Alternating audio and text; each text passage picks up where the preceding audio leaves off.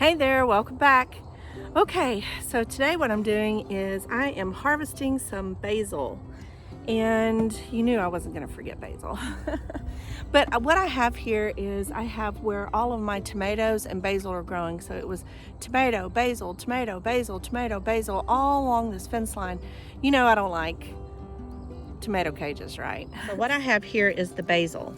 I just want to gently move that tomato vine, basically is what it is. So tomato's not technically a vine, but it acts like a vine, so I call it a vine. So what I'm doing is I'm going ahead and snipping off where the flowers are, because I'm not quite ready for them to go into production for seeds.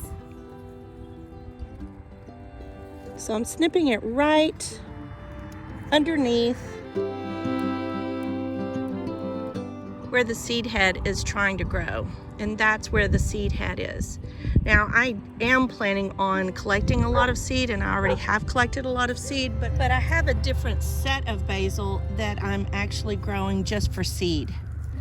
Because if I let this go to seed and let it, then it's gonna stop producing so many leaves. So I'm down here underneath, and I can see where right down here we have some basil that's growing from the base. Now, what I want to make sure of is that I don't take so much of the plant that the plant just dies back. So, as I said in one of my other videos in collecting sage and harvesting sage, is that I usually only take about a third of the plant at a time. That's my rule. So, I'm only going to take about a third of the plant. Now, the other thing that I have to take into consideration is the temperatures are getting down here now. It's getting into the 50s at night, and I think that I'm going to be okay, but basil cannot take any kind of cold temperatures. So I want to harvest as much of the basil as I possibly can. So I'm seeing that I'm having some growth coming from down here. Normally, I would only take some of these side shoots here. I would take this one or this one, but because we have the basil coming in at the bottom, right down here, I think I'm going to go ahead and just take this plant down to here. And that is definitely more than a third of the plant, for sure. Yeah, I am just going ahead and taking that whole plant only because I have this it coming up from the bottom down here. Okay.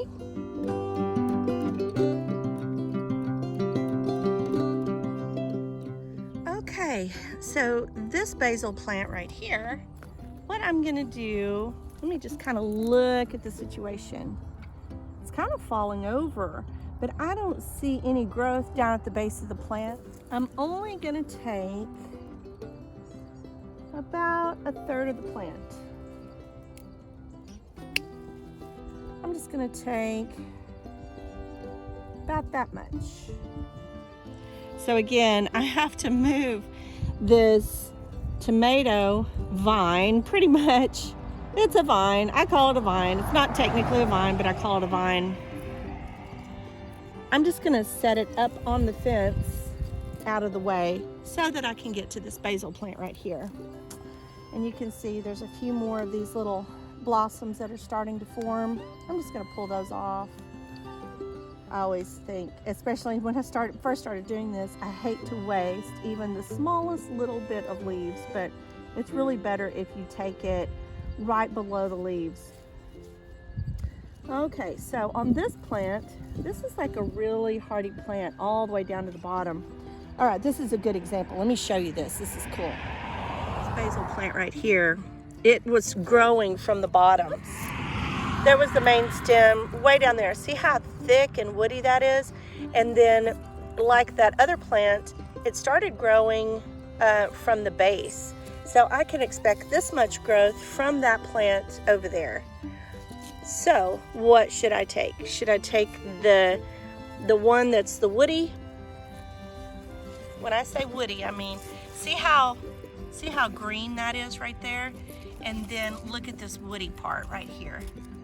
I think I'm gonna take, yeah. So what I'm gonna do is I'm just gonna take this new green growth and I'm gonna let this just continue to grow.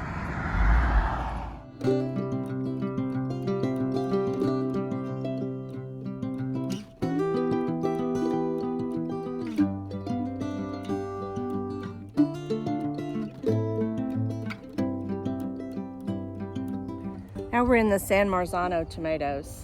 I have a ton of them over here. This is one of my favorite plant combinations. Okay, on this plant right here, what I'm gonna do is I'm just gonna take some of these little side shoots and leave the crown. There is a little bit of growth here on the bottom. There is a little bit of growth here on the bottom, but I'm not trusting that that's really enough to support this plant if I take it here. So I'm just gonna take some from here. I'm gonna take one there, and I'm gonna take this one here. Let's see. And that's probably good enough. Like I said, I have two goals. I wanna harvest as much of my basil as I possibly can before it gets too cold. It's supposed to be 50 degrees tomorrow night. And I think that that's gonna be okay. I don't think I'm gonna lose my basil because I don't think that's too cold, but it definitely, this is a heat-loving plant. It loves the heat, not too much heat, but it loves the heat. So I'm gonna leave that and just gamble that it's not gonna get too cold for it, and it'll keep growing, putting on new growth, and I'll get more production out of this plant. And I'm just gonna take this for right now.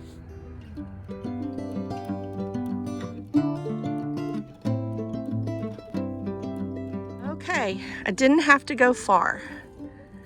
It was about 2 or 3 feet away, but you can see I have some more of this. I'm gonna take that off. I always do that first because if this happens to be the limb of the plant that I don't take, then I don't want that to go into seed production. And the reason I don't want it to go into seed production is because the plant will think it's time to stop. Like, I've done my job, I've put off some seeds, and there's some more San Marzanos.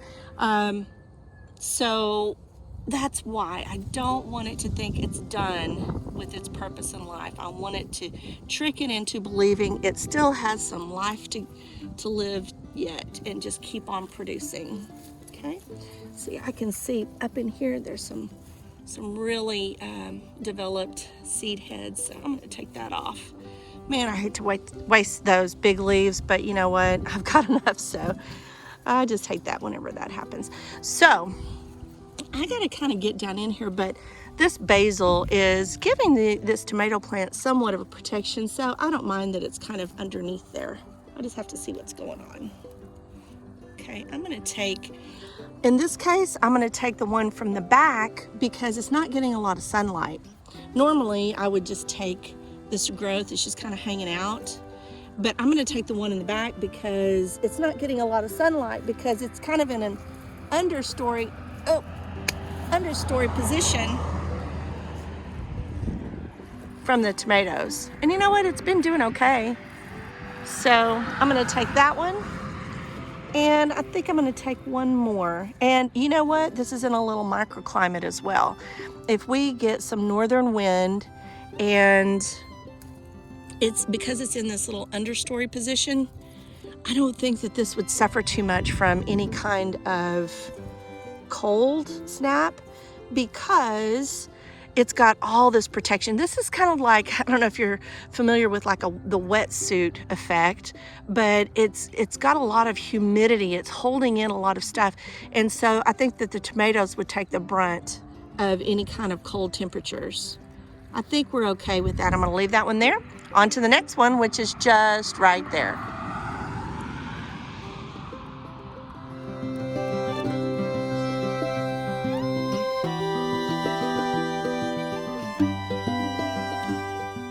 Okay, so I want to say something about this little area right here. This is a great little microclimate.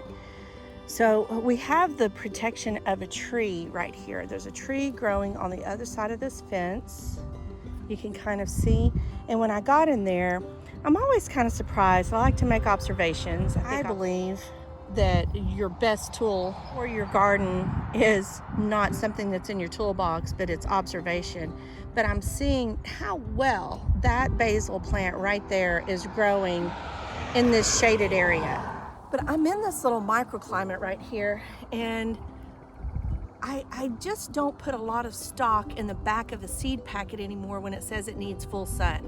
So there's shade from my cherry trees, my pear trees, there's some shade from this roselle hibiscus, there's the shade from this tree right here, and this little basil plant is doing awesome.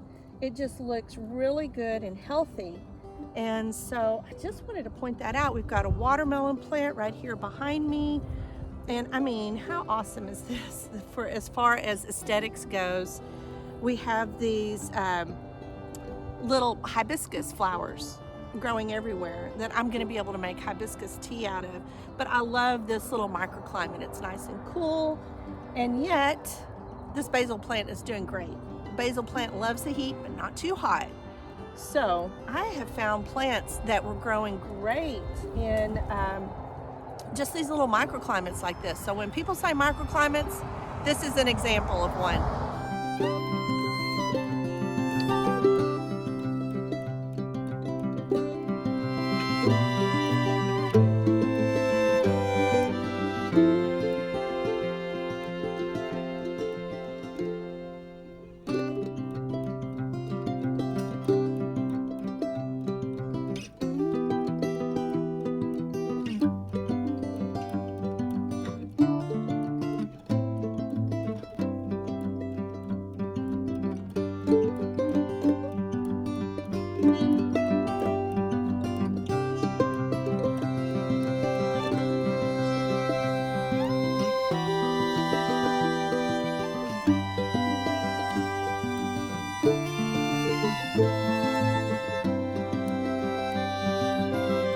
Okay, you know how I was telling you I have some basil growing in another place for the purpose of seed production?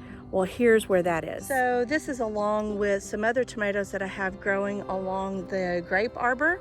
I can see where there's some seed right there. See those little brown things right there? That's some good developed seed. Like, I wouldn't take these even if they were in flower until they've gone all the way brown, but that's a whole other video. But this basil here is for the purpose of seed production. Another really good example right here. There's some basil seeds. So they've gone to flower, they've turned green, they've turned brown, and now this seed is ready to harvest. Right, let's see, can you see it? Right there, right there.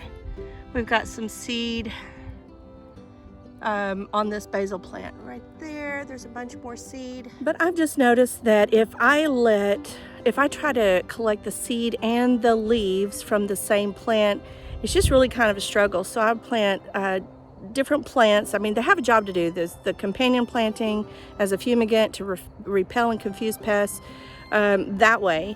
But then also I have some just for leaf production, and I have some for seed production. But I see some pretty good leaves right here. I think I'm gonna go ahead and take those. Right here. Right here is pretty big and bushy. And so I think I'm gonna go ahead and take some where I don't have any seed heads developing. I see a lot on this side, but not a lot on that side. So I may be taking some from that side. Okay, well, as always, if you enjoyed this video, then be sure to give it a thumbs up. And if you know someone who's really into it, don't forget to share it with them down here. And if you haven't already done so, go ahead and subscribe right down here.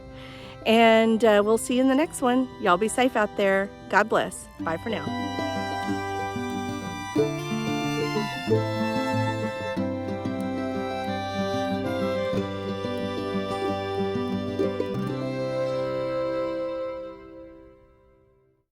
And if you, so this part is a little bit tricky. Okay.